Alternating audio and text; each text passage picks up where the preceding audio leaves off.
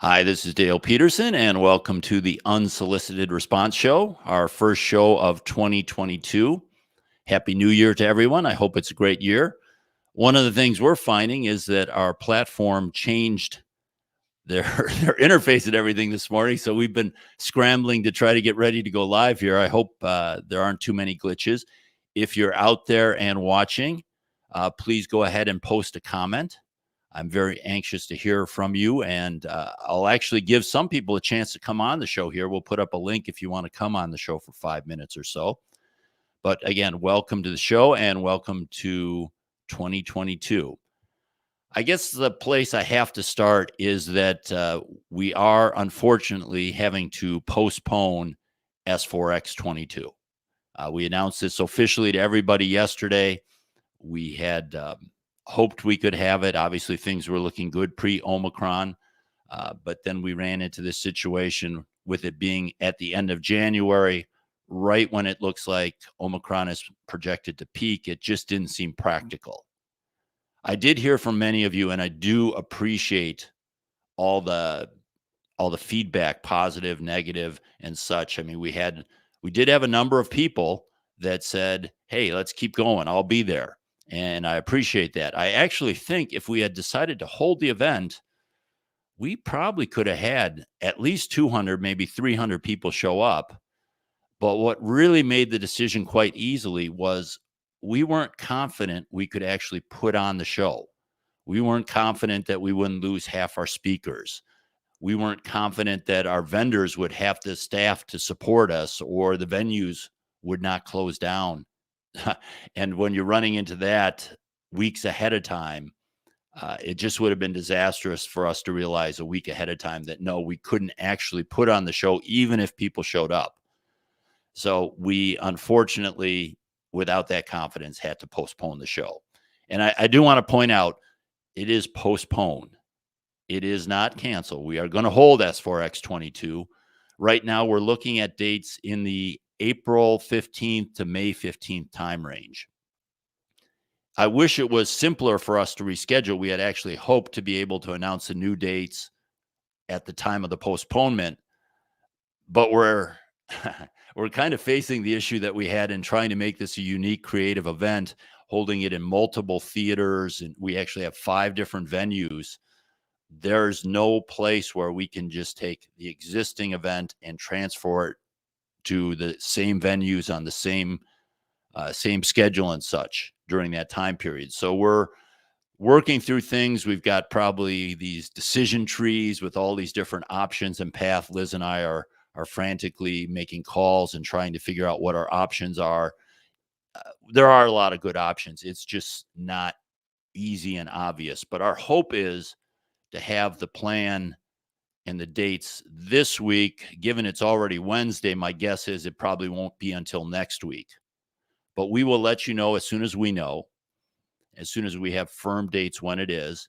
And then we will give you the chance, if you're an attendee, you'll have the chance to say, I don't want to come, or yes, I still want to come. All your tickets will immediately transfer over. But if for some reason you've changed your mind, if you say, that those dates don't work for me, you'll get a full refund.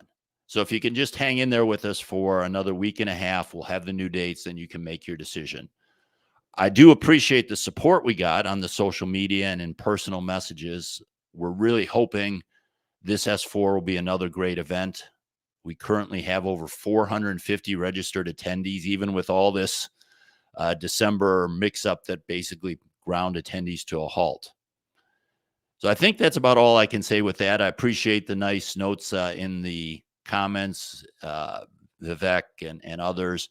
I do want to let you know that the topic that I'm going to be covering in this show, I thought, what should we do for the first episode of 2022? And we could do a prediction show, but I thought what might be more interesting is to talk about what I'm looking at for the year. And I'm very curious what you're looking at for the year. So what I mean is, what will I be watching in 2022? I actually have 3 things I'm going to talk about. I'll just highlight them here. I'm very interested in what DHS CISA is going to do in 2022. The second topic is I'm very curious about what the software firmware analysis or SBOM business models are going to be in 2022. And then the third area is what is going to happen with cyber insurance in 2022.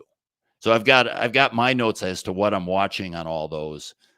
There could be many other items: digital twins, process variable anomaly detection, level 1 virtualization, uh, specialized ICS malware. There could be a variety of topics.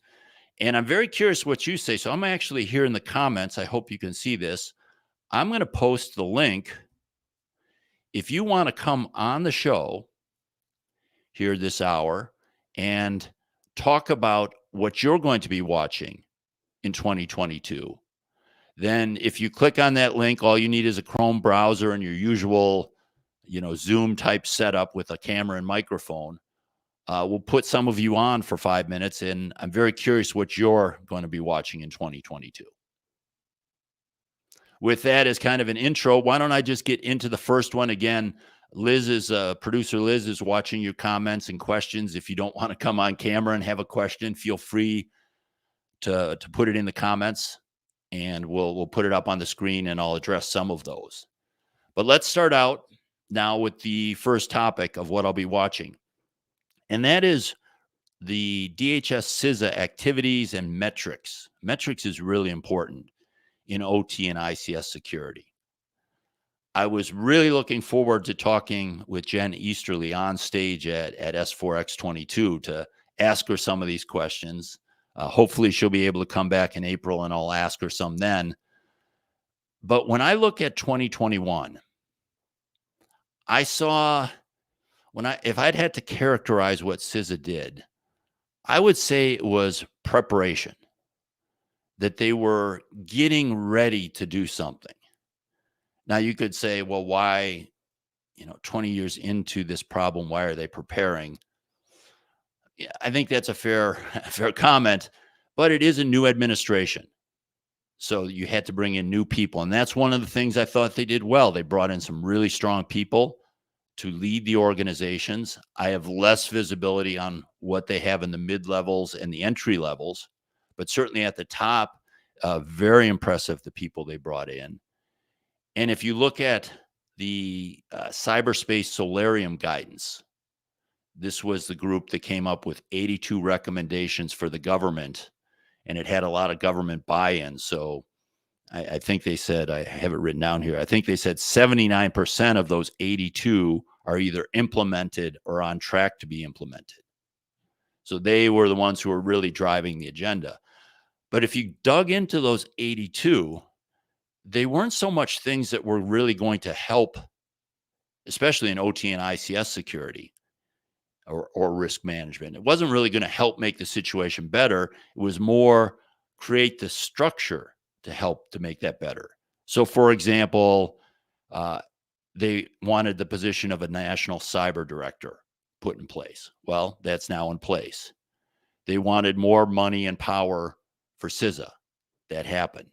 They wanted a joint cyber planning office, a sector risk management agencies, a State Department Cyber Bureau, a biennial national cyber tabletop exercises. So if you look at all those aren't actually accomplishing anything, but it's more setting the stage to accomplish something. So what will that actually accomplish in 2022? If still on 2021, they definitely had better comms.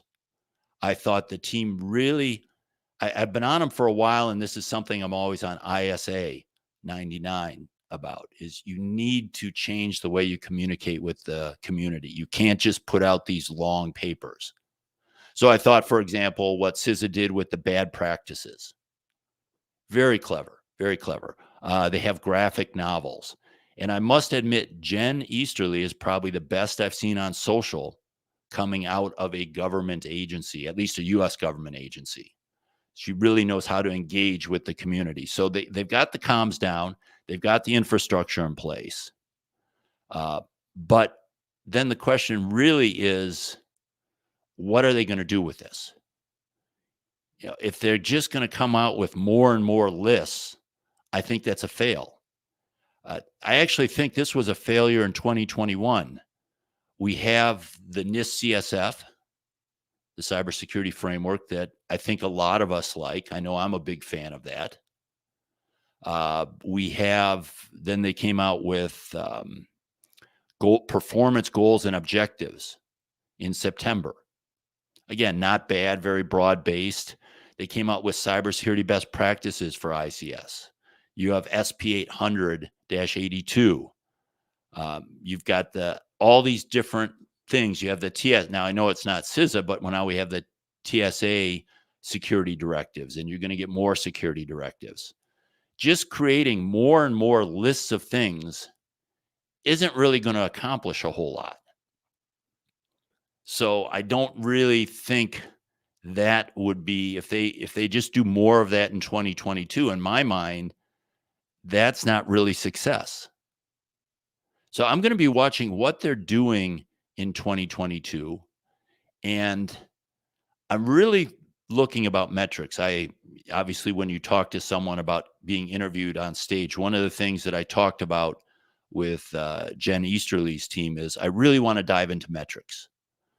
What is CISA measuring to see whether what they're successful or not? If it's just activity based, oh, we did this many assessments or we have this much monitoring in place, I'm not sure that really is what we should be measuring. They should be saying, this is what we're trying to accomplish in 2022, and here's how we're going to measure it. And I really think that should be public. We should know what they're trying to accomplish. I don't think it has to be that hard either. For example, last year, there was a lot of emphasis on two-factor authentication for remote access.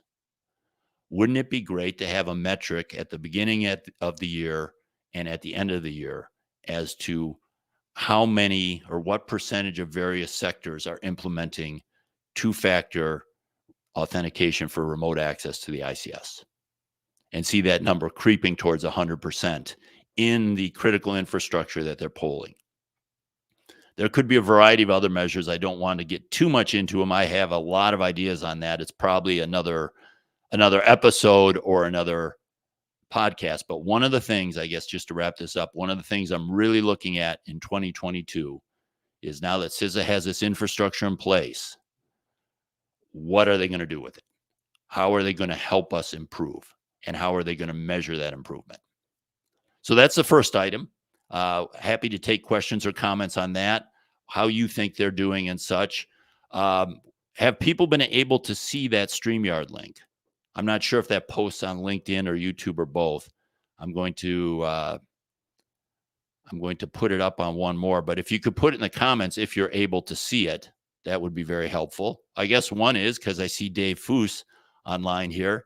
Liz, before I get into my second one, why don't we bring Dave on and find out what he'll be watching in 2022? Hey, Dave. How you doing today? Good. Happy New Year. Happy New Year to you, sir. I apologize for the pandemic. I'll do my best to fix it. Great. If you can do that so it doesn't hit again in April, I'd really appreciate it. No April waves. I mean, I don't know what you can do about it now, but just stop another wave. Yes, sir. I'll get right on it. Okay, so Dave, what will you be watching in 2022? Not necessarily a prediction, but what are you interested in seeing what happens in 2022? There's a number of tracks that are happening right now that all kind of culminating together. We have the new administration right now, as you were basically talking through, and a lot of actions last year that aren't really technically law, and we're coming into now midterms, and maybe those will never become law. So there may be some efforts. They're trying to lead by example, and that's what they try to do with the executive orders. But there's a lot of people sitting on their hands waiting to see what's going to happen and what's going to. And we have a lot of final milestones here in the next month, 60 days or so, that are going to come out of the 14028. That we may get some really interesting stuff that may be nice to haves, but not really mandates, and then everything kind of falls apart at that point.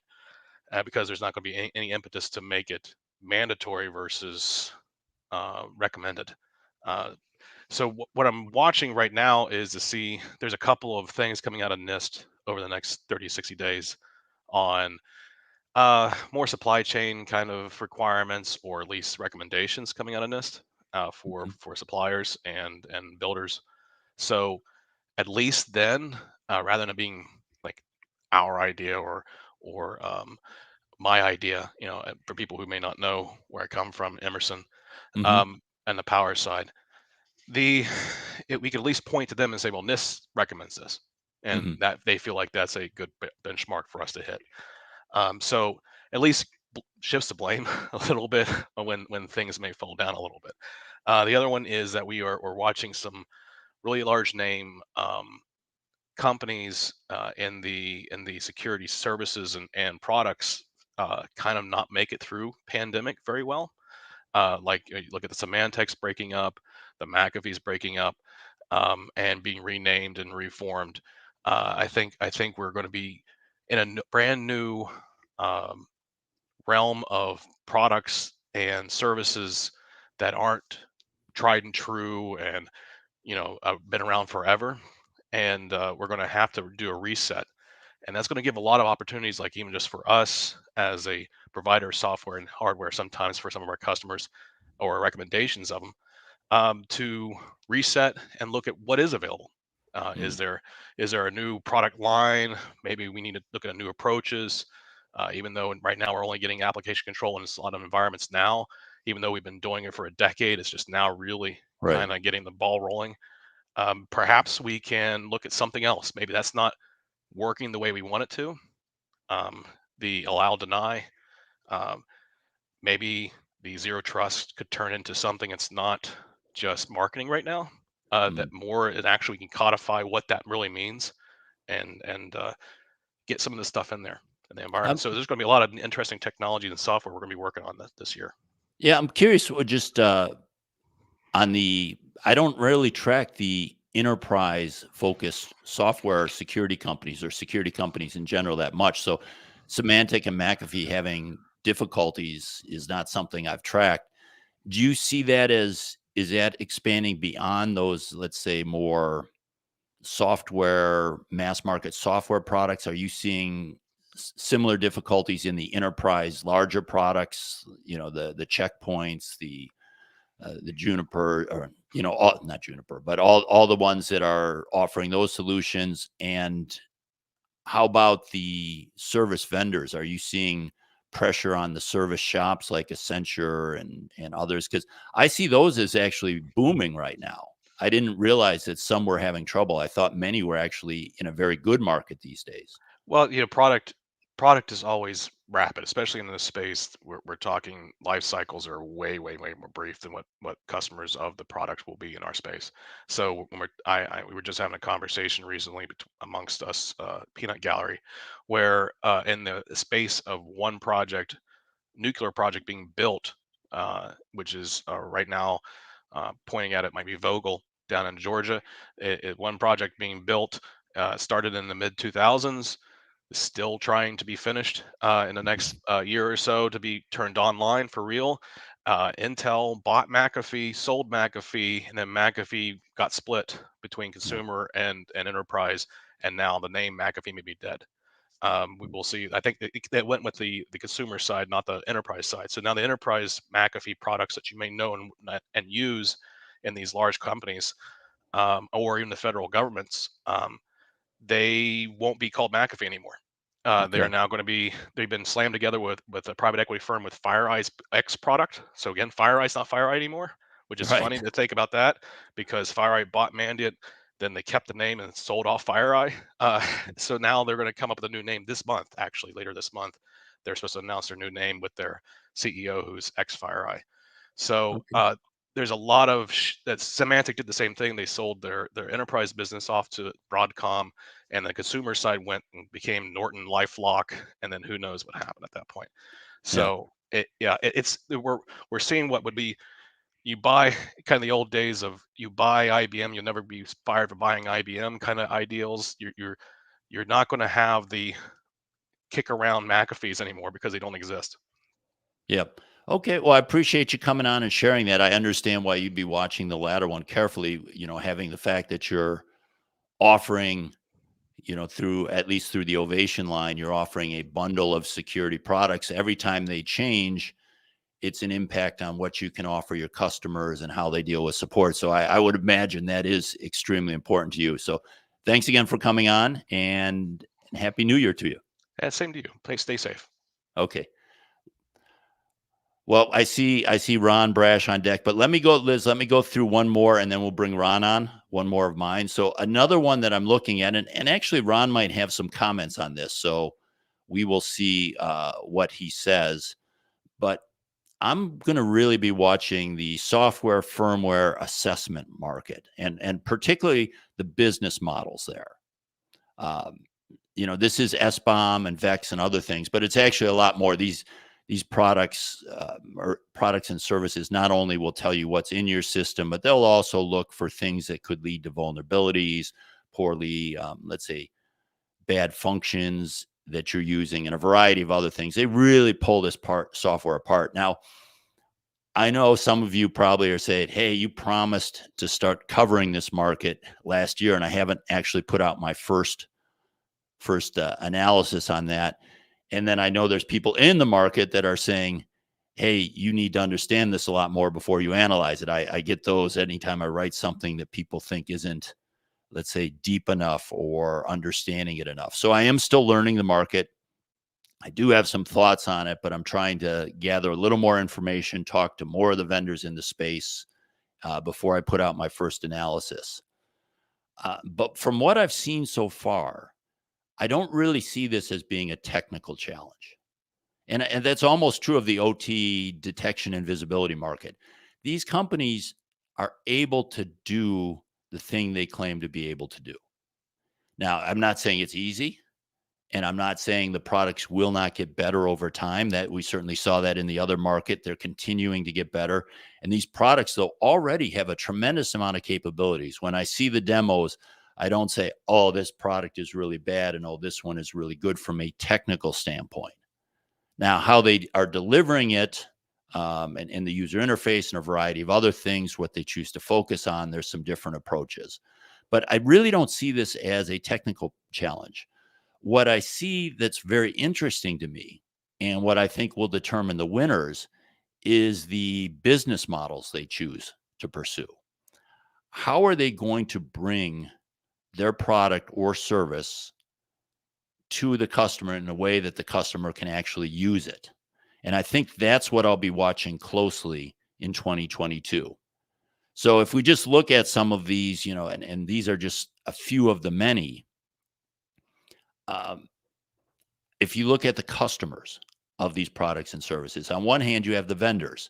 And actually, a lot of the initial effort has been on vendors and very large asset owners. But the vendors could say, I just want to buy a product that will pull this software apart, create the SBOM and such, and go from there. And then they would handle that internally. Or they could say, hey, I want to just send this firmware to a site and you track it and you send me back the results. I want to buy a service, not a product. And then imagine you have a company like Schneider Electric that has all these different divisions with all these different products. Schneider Electric or some large company might say, I want one service solution that I send all this to. They keep the SBOM and they notify me anytime any one of my products has an issue, rather than build that capability inside across all these different divisions. They might want to do it that way. And in fact, some of them, I think it's kind of interesting there. I could easily see one of these large companies either spinning off and creating their own company to do this just internally, because they would have enough use for this company that they could almost create the company just for themselves, or the more likely case, investing in some of these companies and saying, and we saw that in the detection space too. They say, I kind of like what these people are doing. I'm going to throw them some business. And just in case this is the future, I want some equity stake so I can have some say in what happens to that company. So that's on the vendor side. And I actually think the vendor side is much easier. But then the vendors have the challenge of how do they provide this info to the customers? Again, you could do a product by product, division by division, company wide. But from a customer standpoint, I really care about how easy is it for me to get the information for a product, for a system, and for a large set of these products. So imagine if, let's say, I had a system with, let's keep a simple one with the DCS, and maybe I had a Pi server, and maybe I had a different OPC server and a couple of other things, some scheduling software and such. Let's say a simple case where I have a variety of products from 5 different vendors, and this is one plant. Do I want to have to go to each one of those vendors and pull out that information and track that information in my asset inventory system? Or do I want to have a feed that comes into my asset inventory system or whatever I'm using to deal with this issue? So I think from a customer standpoint, how I get this information is going to have a big effect, and I'm going to be watching that closely because I can think of a lot of different ways to do it. And I think that's going to be a big driver for the companies in this market that are trying to service customers, how they're going to do that. Then the next part is, okay, let's say they dump all this information on me. How am I going to use it as a customer? How well are they helping me figure out what in that huge thing is really important? Are they providing a score for the product or for the vendor? Are they finding a way that they're updating me per major issue as to how this affects me? So I think that's really going to be what's going to determine the winners and losers in this, as of course, marketing and sales and such will have a big play, and how you can build your teams and all the other issues that we saw with the other startups.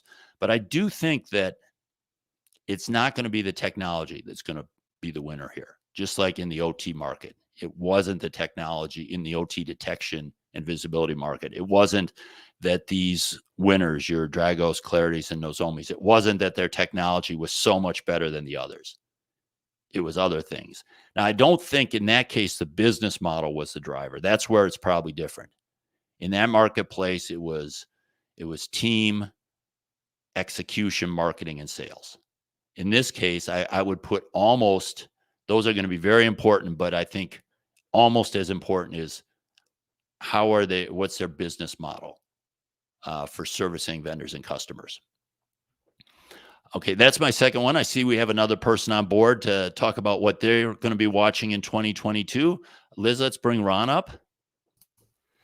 Hey, hello, Dale, Ron. long time no see. Yes, Happy New Year. Happy New Year to you as well.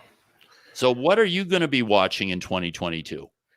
Well, I jumped ship, so that kind of changed some of my outlooks for the year. But I think the biggest piece you were highlighting on was, what do asset owners do with SBOMs and the vulnerability stuff? So I think that's going to be the key mover in the space, because everybody can make SBOMs and make paperweights, just like dealing with compliance documents. Nobody wants to keep making this and cutting down trees to make paper. What I think we're really needing to do is a way to tie together the results that come out of an SBOM. And an SBOM is a raw ingredient list, which doesn't necessarily give you that much intel in terms of risk exposure anyways by itself. Mm-hmm. It says potentially stuff's there, but not really.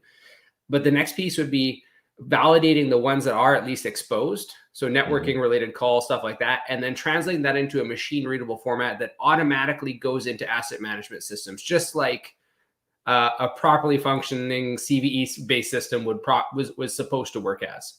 So you'd have the SBOM raw ingredient list for that asset. You would have the known vulnerabilities and not known according to VEX. And then if you had a discrepancy, you could circle back with your vendor, but all of that would show up on that asset.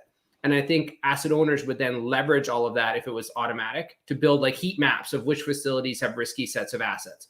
And that might drive new product procurement.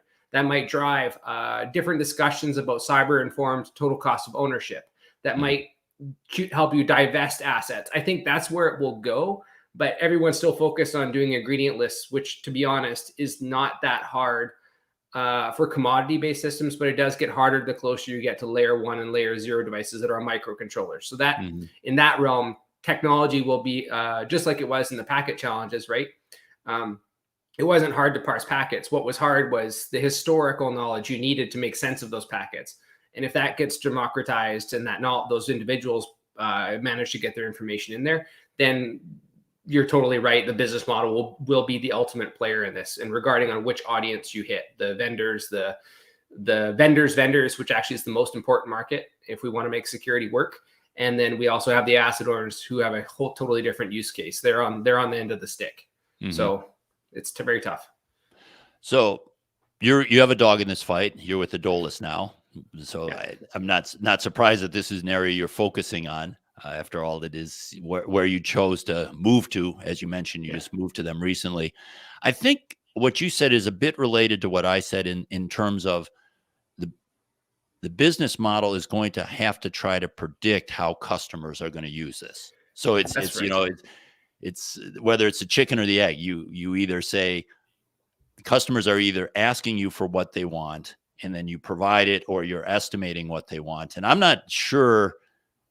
A lot of times following what customers say they want is maybe a good short-term strategy, but they might not really know what they want in this yet. One thing is, as you mentioned, and I don't really want to push you into commenting on this because, again, you're related to this, but it just struck my mind is I wonder if we're going to see, well, let me put it as what I'll be watching. I'll be watching to see if the OT detection and visibility vendors or anyone else who's doing an asset inventory, like a PAS, like Langner and others, how they're going to partner with companies that are providing this information. Because in the end, they would be getting that information. They might be the ones showing something on the heat map because they'll understand the system more as opposed to just the software and firmware. Are they going to actually try to have interfaces? Are they going to try to offer a similar service? Are they going to try to partner? That'll probably be interesting. It might not happen in 2022, but it's probably something down the road that will be worth watching. Your predictions are right, and so I won't name what I can't name, but I agree with your predictions on the fact that you will see asset owners asking their solutions providers to build something that ties it all together. What tied all together and is useful is a whole ball game again on its own, right? We can all make very fancy UIs. But the whole concept of tying that data together and having feeds is indeed, I think it's going to be a must-have feature set. It's going to be on the checkbox list, whether or not it's in there in full functionality, but it will be a required necessity to play in this game. And you might even see the SBOM makers being bought up by the Tenables of the world or the Qualuses of the world, just so they can get closer to that OT edge and try to obtain customers there too. That's one of my hypotheses. You will see it from the asset managers too. Yeah, and I think the key word there is useful. Again, the technology is there. As you said, SBOMs aren't terribly difficult to create. I mean, it's easy for, it's like the old phrase that was big a couple decades ago. We'd say, oh, it's only software. When I was a product manager and we wanted a new feature, oh, it's only software. I mean, so it's not that easy. There is work involved in doing it, but it's not work where you're inventing new things. It's actually saying, we know how to do it. We just have to make this work. Making it useful to the asset owner is really going to be the challenge. And I, quite frankly, I don't think many asset owners are ready for the deluge of information they can get from these. I can see them making top level decisions. We want this, not this, but saying, okay, now we're going to take all this information and that is going to create these actions. That's right. Again, that ties to the business model and the product, as you said. How are we going to make this useful for the customer?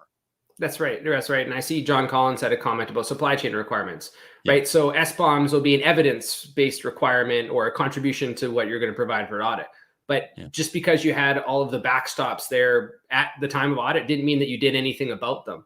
What would be more useful for an asset owner is if they were able to say, those RTUs over in that field that I didn't really want anyways, that it's near to be orphaned, those are super risky. It doesn't warrant a new thing. I'm going to go sell that to another oil major, that collection of assets, because I don't want that risk. Right. I think that will be how SBOMs will kind of work in a different sense. as a metric more so, not as a set of information. The set of information, as you said, will be very tricky to make use of, and that's going to require, you know, very knowledgeable persons and very complementary tools. So it's going to be very tricky. It has to be automated and make sense. Okay. Well, great. Ron, thanks for hopping on. Have a good 2022. Hope to see you in a few months. Hopefully. Okay. Take care. Bye. Liz, if you can put up the link one more time, if someone else wants to join in and tell us what they'll be watching in 2022, we'd be happy to take another guest. I think that from one other thing I want to point out around this that I'll be watching is I'll be watching whether we have a set of these companies offering these products and services that is focused on OT. Because in many senses, I talked to NetRise last week as I'm starting to go through the various vendors who are offering these things, and they service both marketplaces. And I think they were pointing out fairly that you don't, basically what you're doing is very similar for the two. So this differs a little bit from the OT detection and visibility, where you had to understand the protocols and you had to understand things like upload new logic and stop CPU and variety of other things that were a little unique to the ICS world. You also had to be very careful about talking to them how you're not going to affect the system. So it was different sales, marketing, and technology, quite frankly. In this case, I don't know that the technology is really going to be any different. So does that mean that we won't have dedicated or focused companies in this space on OT and IIoT? Will they just say, we do everything? And that could actually hurt the marketplace a little bit, because when you look at it, the enterprise market is much larger than our little niche. So I don't know. Well, I'll be watching to see whether we have these companies handling everything or just handling OT and IoT. Okay, let me get to my third one. My third is on insurance. And this one will be a little bit quicker, but I think 2021 was really a pivotal year for insurance. And pivot in the true sense of it, where we were in one place. Pre-2021, we had insurance, cyber insurance, and it was extremely profitable for the insurers. They were only paying out somewhere between 30 and 40% of premiums in claims. So it really didn't matter how they wrote the policies. They were profitable almost however they wrote them. But then in 2021 with ransomware, we started to see the claims going up, and the data that I've seen was the claims were at about 70% of premium, which is just about, for most insurers, is about the break-even line, because they have other costs, right? They have to cover the cost of paying out the claims, and then they have to pay all their administrative costs and all their regular business costs. So their model is sort of 70% premium, 70% of the premium can go to claims, 30% to administration, and that's break even. So they went from highly profitable to break even in 2021. And if you're in the marketplace, you're probably worried that 2022 would be increased claims and the business would actually be non-profitable. You'd lose money.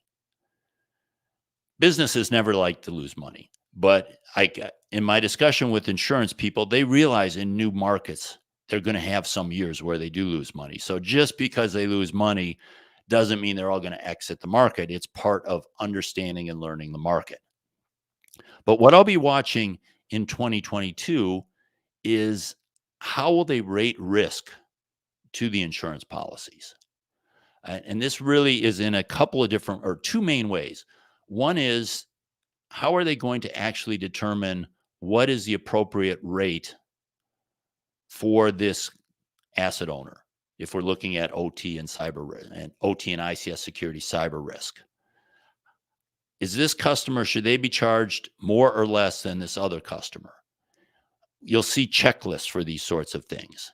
But we also saw Moody's and some others start to try to come up with something a little more sophisticated than a basic checklist. And you have this balance where if you spend too much money trying to figure this risk out, then you actually don't help because your profitability goes down. You're spending too much money trying to determine the appropriate rate for the policy. So it has to be something that isn't too onerous on the insured or the insurer, and it has to be something that adds value. So I'll be really watching to see what progress is made there.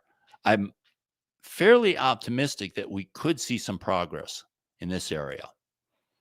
The area that I'm a little less optimistic on, but I'll also be watching, is exclusions. So that's the other way that they deal with this. Is they say, one way is they say, how much should we charge them? How risky are they? The second way is, what can we say the policy doesn't cover? And they've gotten smarter in this over the years, but I posted this in 2021. It was just ridiculous. I mean, I'm not an asset owner. I'm just someone getting professional liability insurance.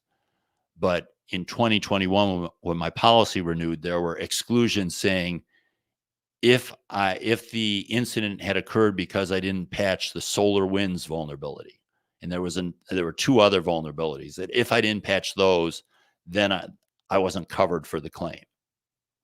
And that's just, I think everyone who's smart enough to participate in this episode realizes that's a silly way of doing things. We can't just say, oh, these are the ones that you have to do and exclude those. Now, you could go somewhere further. You could say, if it's found that you weren't patching vulnerabilities, that's excluded. But then I'm not sure how valuable that insurance would be if you had to have 100% patching to be covered. So that's one area of exclusions I'll be looking at.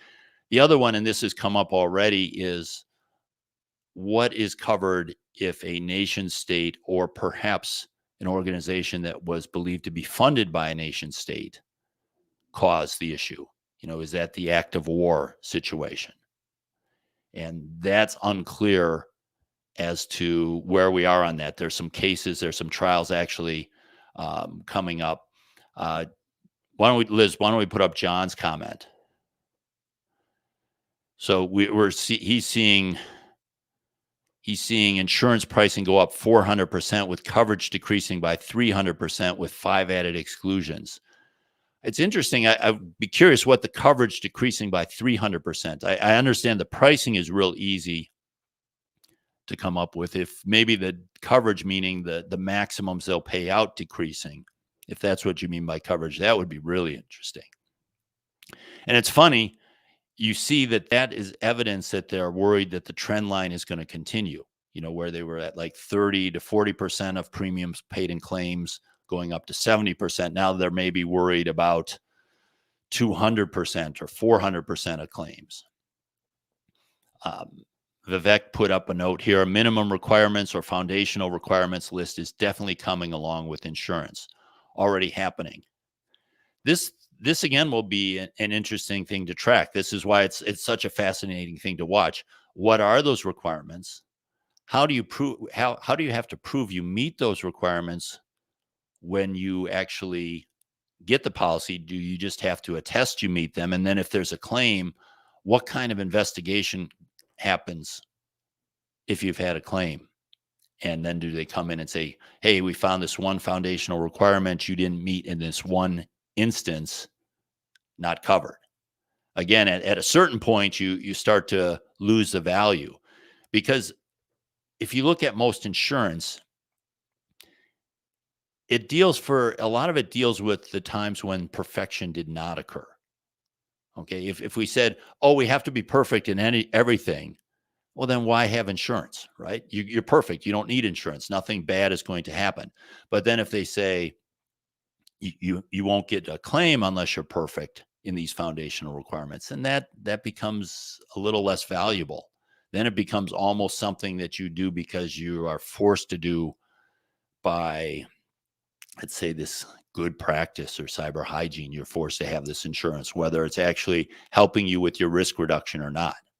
So I agree. I think this is a fascinating one. I'm going to be watching it closely. I'm going to try to get some insurance experts on the show. I had actually one scheduled for November, but they, like so many people, they changed company and couldn't be on. So I hope to get them on here in this first quarter of 2022. So those are my three. If we don't get someone coming on in the next couple of minutes, I'll close the podcast down here. But I do appreciate everyone coming on board. This does not mean those are the only areas I'm interested in looking at. I mean, I mentioned some of them at the beginning of the show. I think the digital twins is fascinated. I have virtualized level 1.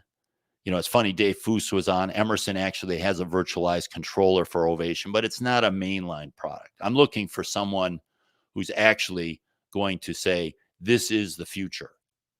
I'm not expecting that, but I'm going to be watching it. Process variable anomaly detection. To me, that's the holy grail of detection. Much better than anything we're doing now. Tied with digital twins, is there some way to make this easier as opposed to making each one a very labor-intensive, semi-custom job? I mean, that's something. And then some really crazy things like, how much will we see machine learning operators?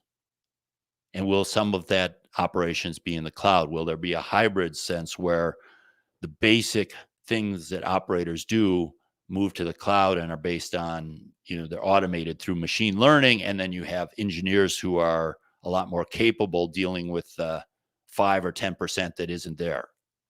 So I'll be watching that. There's a lot of things. I think it's going to be a very interesting year. It's always an interesting space.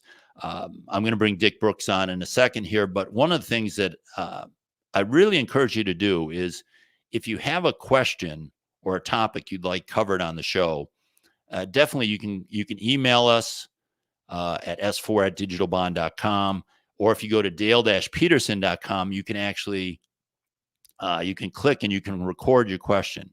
But I'm really want to try to get more interaction and get more content that is what you're looking for in 2022. So why don't we finish up? We'll bring one more person on. Let's bring Dick Brooks on and see what he'll be watching in 2022. Dick, you need to raise your camera a little bit. How's that? Any better, Dale? You were like a disembodied head there for a second. Yeah, I know. Happy New Year, Dick. Likewise to you, Dale. And thanks for everything you do for this community. It's so valuable. Oh, you're welcome. So I'm curious, what are you going to be watching in 2022? Well, I'm really... Oh, sorry. Is that okay now? You're fine. You're fine. Okay. I likewise. I think you're getting an echo. You might need to close the window you were watching on before you came online. I think the important things are what's happening with regard to vulnerability reporting. So, I've been looking deeply into VEX, and it looks like we have some issues with regard to. There he goes. It finally caught up to him. There's a bit of a delay sometimes between the live feed and what you see on LinkedIn or YouTube. Yeah. Okay. Not sure why that's doing that, but.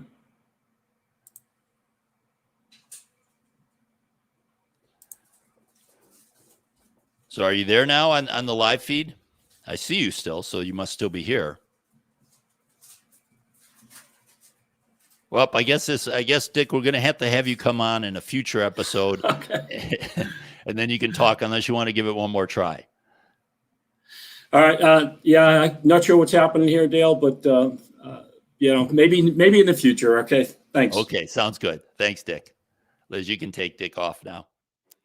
Yeah, I think sometimes for just people that are watching live, sometimes if you, I'll need to put this in the notes. Sometimes I've heard if someone has their window that they were watching the show and then they come on the show, sometimes they'll get a little bit of delay and it's a little bit confusing. But Dick, thanks for trying. I appreciate it. We're probably going to stop the show there. I do appreciate you all out there. I appreciate the kind messages we've got related to the S422 postponement. As I said, we'll try to get you information out this week, but most likely it'll be next week with the new dates and maybe even some new locations. We're working all sorts of different options, Liz and I, at this point, but we'll get you something, and it's going to take place sometime between April 15th and May 15th. We just have to find a place where we can get the venue so we can put on a high quality show. If you have a ticket, again, it will transfer over, but you will have a chance to cancel the ticket and get a full refund if you're not happy with the new dates or anything else. So with that, again, everyone, have a happy 2022, a healthy 2022, and hopefully a very prosperous 2022. That's it for now. Bye.